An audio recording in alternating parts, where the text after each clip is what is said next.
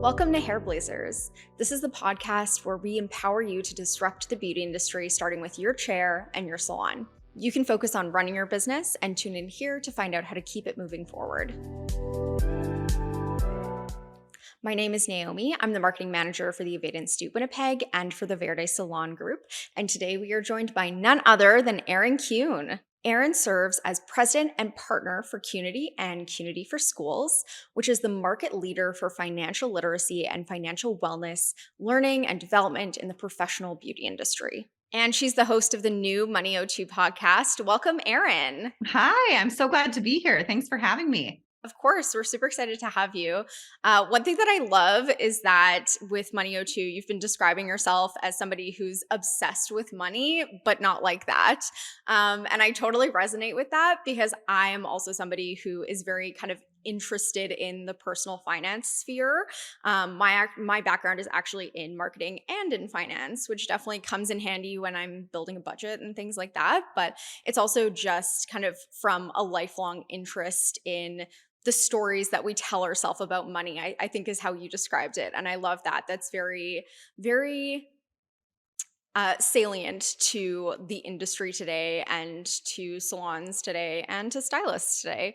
So I love all those things and I'm super excited to get into it. But first, I'd really love to hear more about you and about kind of your journey in the industry up until this point.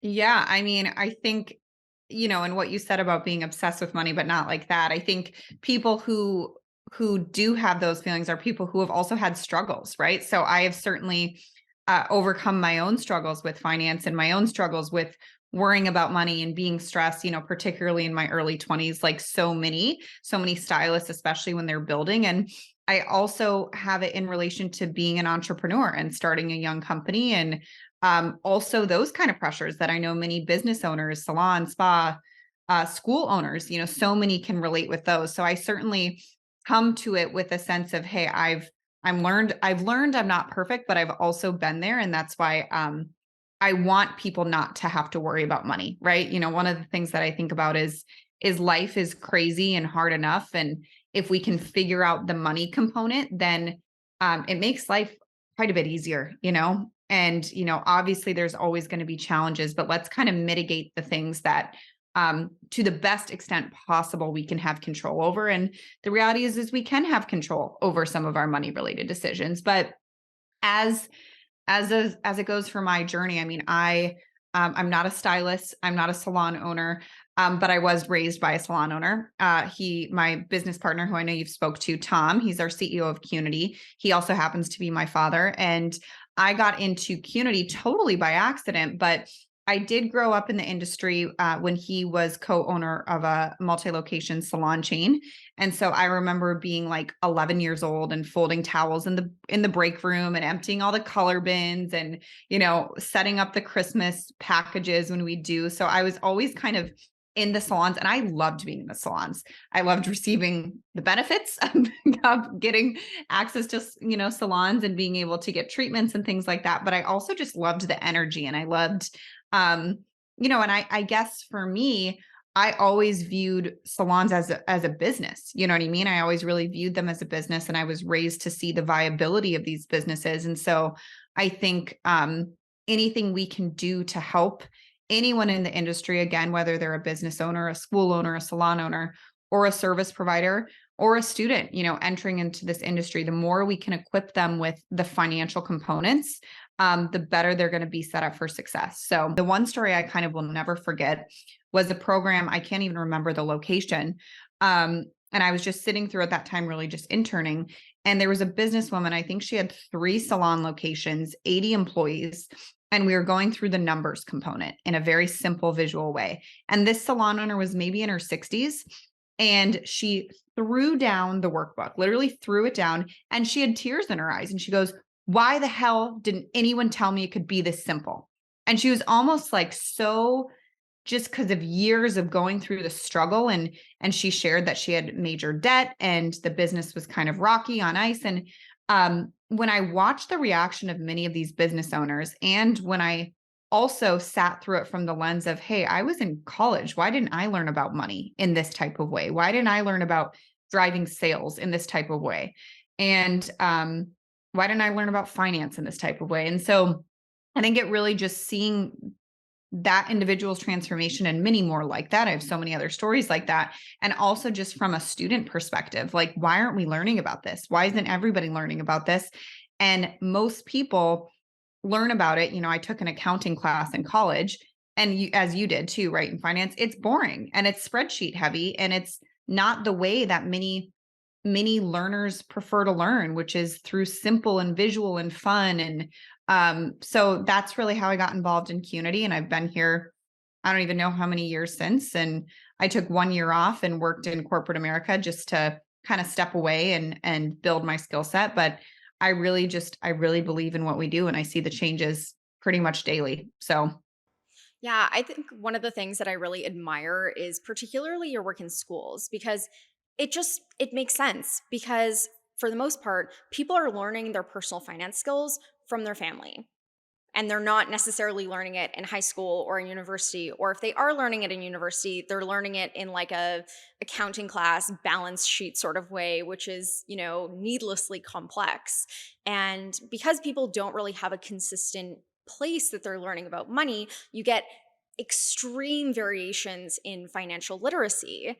And that's a huge challenge once you get into the working world, once you're a stylist, especially when you make the transition to a business owner. That has massive implications on your business. And if you're the business owner and that's something you're struggling with, it's for sure also impacting all of your employees. It's like this is something that has a ripple effect through everyone in your organization. So I know that this, like, your program is something we recently brought into to our school. We're launching it like pretty much this month. So that's something that we're really excited to be able to provide, is like, here's not only the basics of, building a personal budget, knowing what you're earning, but also in the future, if you do want to open that salon, owning a salon is a completely different skill set than doing hair. And even like financial literacy for a stylist and financial literacy for an owner are two very different things. 1000%. I mean, it's so spot on. And I was recently, I'm on like my fourth time zone this past week. So I'm still gearing up, getting back to the swing of things. You're my first like major presentation this week since I returned last night. But one of the things last week, I was with three different school groups and really speaking to students. And it's always so fun when I get to go in the field, because I don't always get to do that anymore. And one of the things I tell students, because the reality is it is still finance, right? Bringing in finance, it is still finance and money, or whatever you want to call it. But one of the things that I particularly like to tell students is this is about money. It's not about math, right? And I think that's a big shift, because one of the questions that we've asked for years since we started this program, by the way, to professionals and business owners, is, do you have money or math anxiety? Meaning specifically, do you feel a sense of fear, angst, or dread when even talking about the money component? For students, and I'm looking at a survey right now because I have it up, is we've had, I think, 4,000 participants to this date take this survey, all students in beauty and wellness programs. 68% say yes. So, almost three-fourths of students state they have money anxiety. And I mean, I'll ask you, what do you think is the typical reaction that happens when somebody has anxiety about something? What's the first? It's 100% avoidance behavior. If you're stressed out about something, if you feel that sense of dread, you are going to avoid it as much as possible. And putting your head in the sand is not an effective way to deal with your money. Yeah, that's always what we hear. And sometimes students will be like, I sleep, I eat, I do other behaviors that I probably shouldn't say online. We've had some really interesting responses to that question. And the reality is most people avoid it. And now we have an industry. And what's also really interesting is we ask that same question to professionals. The percentage actually goes up to 69%. And it's always evolving because this is an ongoing survey, but really the numbers don't change from student to professional. We haven't redone this survey to owners, but the reality is, and then it becomes, when we're working with owners, more of a financial management type thing, financial management of a business. You're right. That's completely different than a personal, your own personal financial household. It's very different skills, dealing with a P&L statement, dealing with expenses and overhead and payroll. And most owners in our Money SBO program fail a basic financial management test. They fail it. And so, when we look from student to professional to owner, we have a huge ripple effect of people that have not gotten access to financial related training. And, we also survey that. We ask, how many of you have had any financial related education? And 76% of students say they have had zero financial education, which, that's not necessarily hugely surprising for students, but for professionals, it's 69% have had zero financial related education. And I really believe you cannot change behaviors, you cannot change outcomes and circumstances of something that you don't even understand. And so a little bit of education goes a long way. And the lack of financial literacy, we also ask students to rate their own financial literacy. It's a 5 out of 10. For professionals, it's also a 5 out of 10. And I'm always struck by, because people will always ask or state, they're like, oh, 5 out of 10, that's not that bad. And I'm like, well, it's still an F. You know what I mean? You're still giving yourself an F on financial literacy. So the reality is we don't see a lot of changes from students to professionals without the intervention of a financial literacy program. And we really believe that the next generation of professionals getting this training can totally change the trajectory of the industry. And we talk about, as you had Tom on your podcast last week, if people haven't listened to that podcast, we talk about perception related issues. We talk about the reality of earnings and the average earnings that are published, and they're pretty grim. But the reality is we have to change that from systematically, right? From students to professionals to owners. And that really, I believe, involves embracing the financial side of things, because I'm not the first person to say this, but it's art and commerce, it's business and creative, it's all the things that when you merge together create a greater whole. Absolutely. And if you can't get a hold of when it comes down to it, it's money in, money out. And if you aren't able to kind of face that head on and understand what those numbers mean and understand what you're earning, this is such an incredible industry, because you can, as a stylist, as a business owner, you can easily do things that can bring you more income.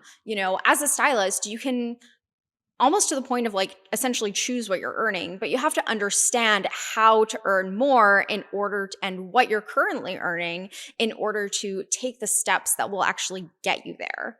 Absolutely. Money in and money out, hugely important. I think another big component is money mindset. And I know that's super cliche. And it's like, there's lots of Instagram and, accounts that you can follow around this, but I really do believe it's true.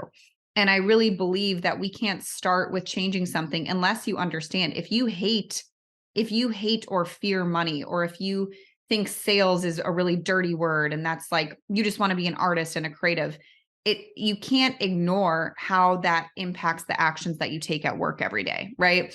And that's part of the education around really understanding how all of those go together. And another thing that I think is really important when we talk about money in, and something that we're seeing in the industry, is really understanding preneurship. And that's a huge component when we talk about money in, because I always illustrate this. And when we ask students, do you want to be an entrepreneur when you leave and when you graduate school? A lot of people will raise their hands in surveys, but that's before you actually educate them on the facts, right? And so once we educate on the different realities of preneurship, and we kind of break it down into 3 of them: an entrepreneur, which is a business owner with a team, with employees, who takes on all the financial risk with the intention that they're going to move away from their craft, right? And they're going to train employees and have them do. So like you said, it's a totally different skill set. You're now running a business with the team.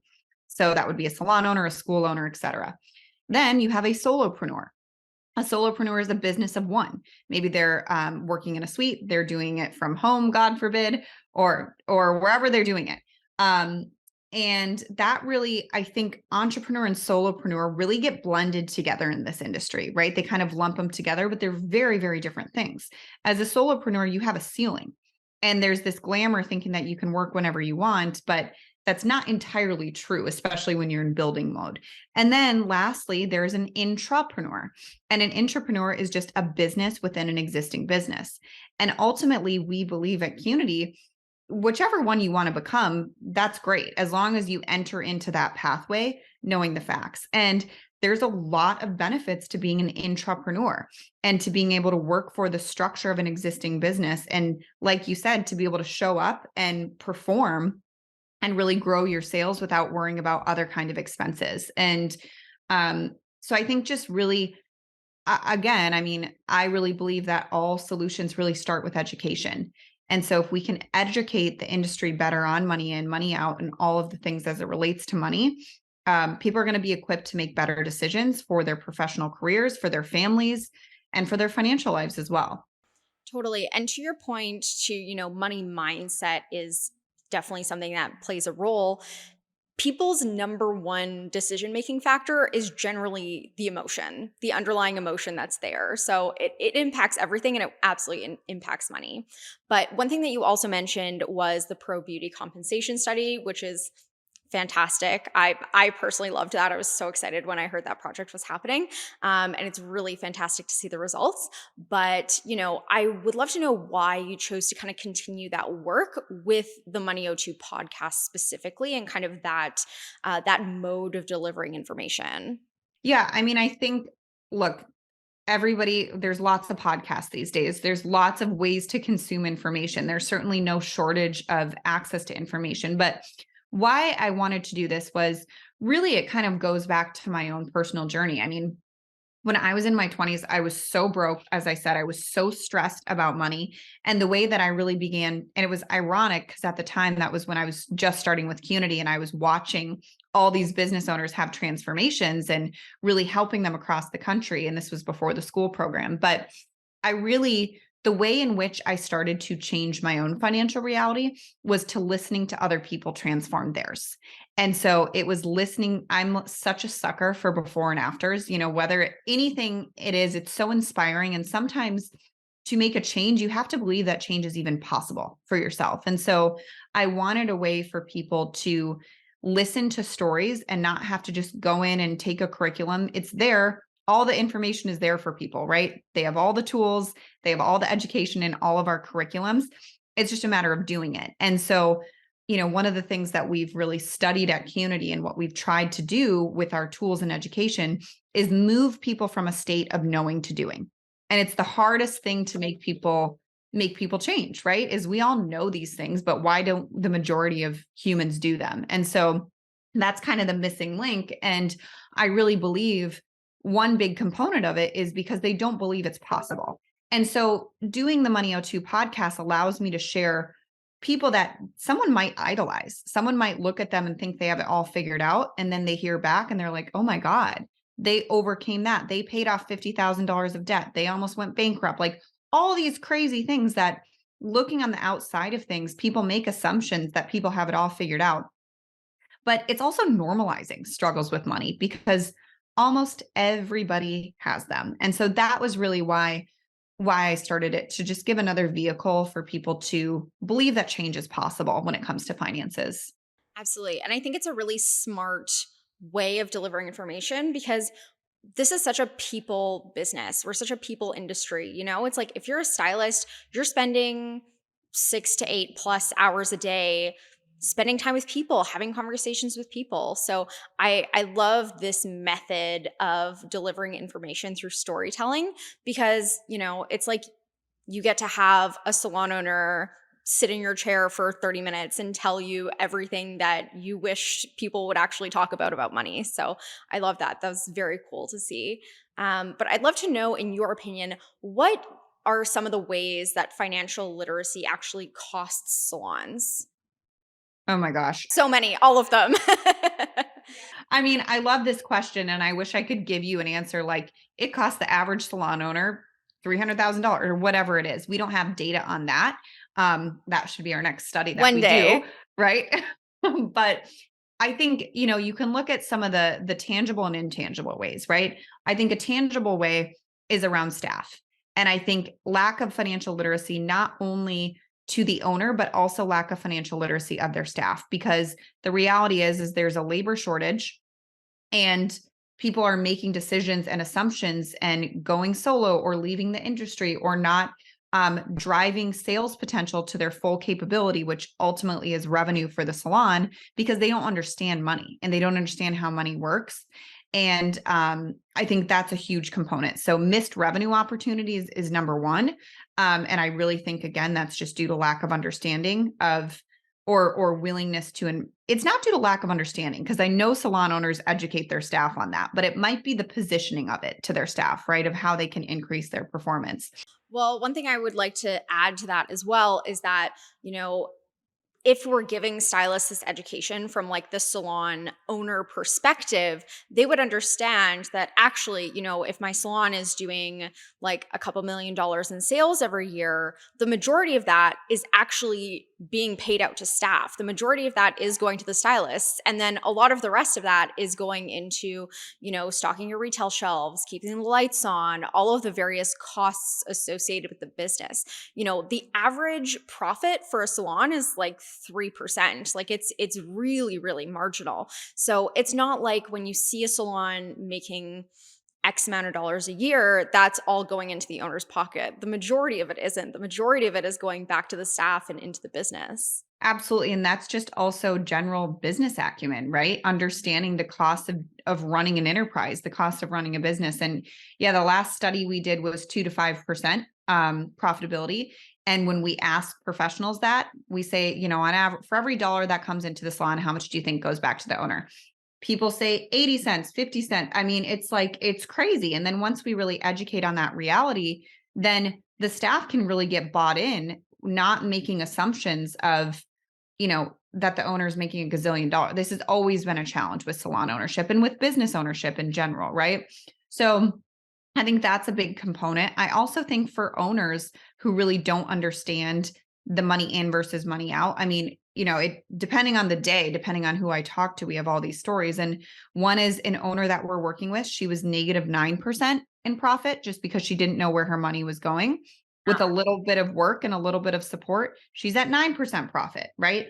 That money, that is a quantifiable difference in profitability that now ultimately, it certainly doesn't always mean cash, but it's now running the business on a profit. And so I also think, the intangible. So I think number one is compensation for staff, and not really explaining that and not having staff own and understand that, which also leads to missed revenue opportunities, which I think also goes down to the service provider. And then losing money from a salon owner standpoint, really not understanding their own money in versus money out. We see a lot of salons dramatically overpaying staff when, and then getting into a state of crisis mode, and then it's really hard to backtrack. So just not basing business decisions off of the finances. Typically, we've seen it be an afterthought, and that's not for all businesses, certainly, right? There's a lot of businesses that don't operate like that, but I think the strong ones, and we saw it during COVID, do operate and put the finances, because they know it's what creates an ultimately more sustainable business. And I think we've seen a lot of owners who were really great hairdressers who became salon owners and never really properly took the time to learn and take ownership that they now are running a business, and that means they're running a P&L. And so I think money in versus money out are kind of big components that salon owners might not really take ownership of, or not take ownership of, but really embrace. Yeah, absolutely. Having that understanding is really critical to being able to, break out of that 2 to 5% that so many salons are stuck in. You kind of touched on this a little bit already, but there's a lot of ways that this impacts the industry, broadly as well. So what are some of the reoccurring themes that you see when you do talk to all of these different salon owners, all these different stylists, all these different schools? What are some of the impacts that are being felt right now by the lack of literacy that exists? I mean, I think probably the biggest thing that comes to mind is perception. I think this industry, when we talk about an entire industry, if you think about all other industries, they have lobbyists that protect the PR and the image and perception of their industry. And we certainly, we have some people lobbying, because I was just doing it on the Hill last week, but not really. And so the perception of hairdressers and salon owners and spa owners and this industry altogether is largely negative. I mean, I hate to say that, but I know I'm not alone in people who have experienced that. I mean,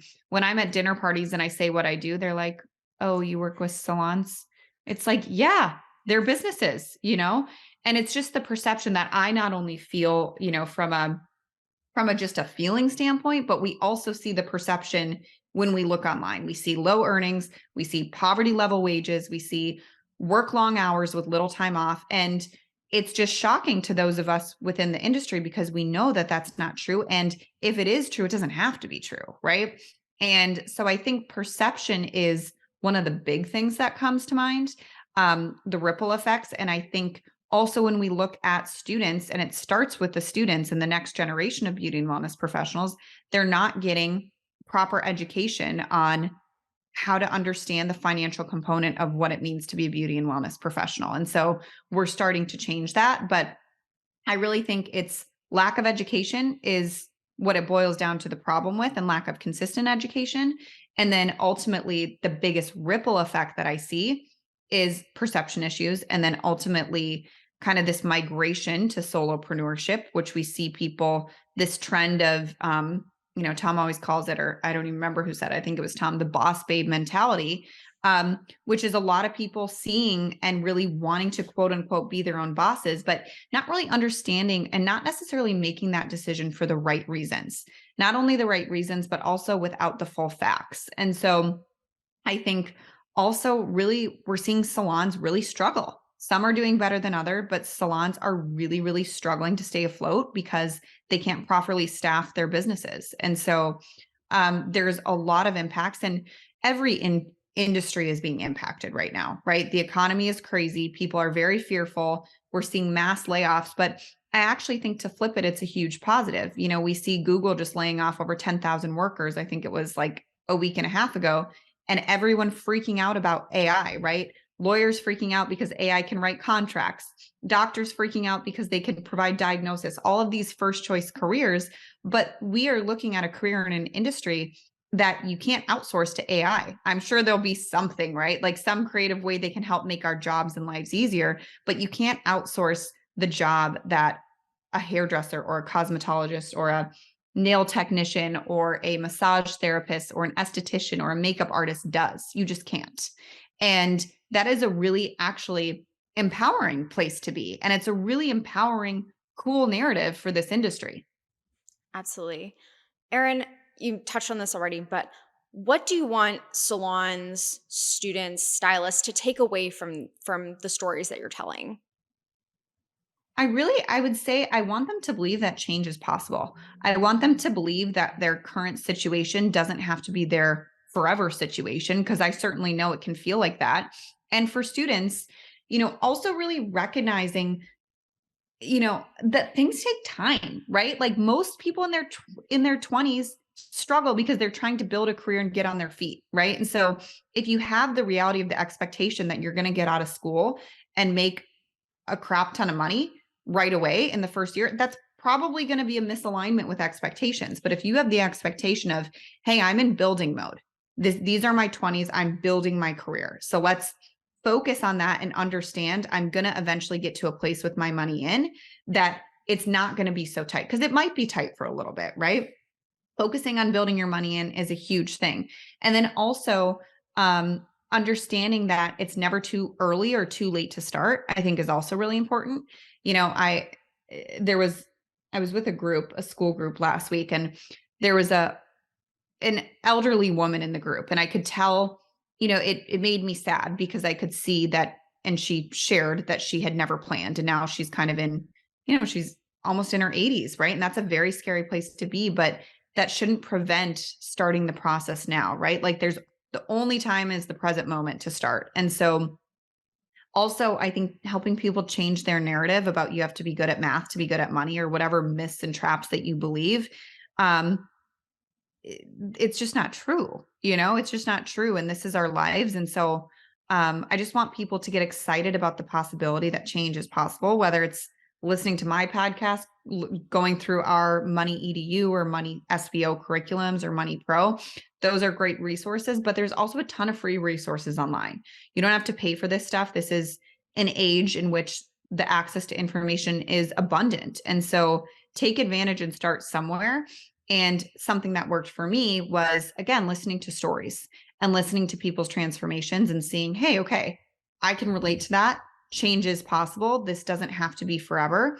Um, and if you're in beauty and wellness, you can make a real good living in this career, and you can have flexible hours that many career paths don't offer. And it's a really, really cool career, and we should all be proud of it. Yeah, absolutely. So I love all these stories you're telling. Definitely check out Money O2 if you have not. It's fabulous. But Erin, where are some of the other places people can find you? Yeah. So the podcast Money O2, make sure it's with an O and not a zero. Otherwise, you won't find it. So you can search that on Apple or Spotify or any of those platforms. We also have an Instagram, Money O2 Pod. So you can find us there.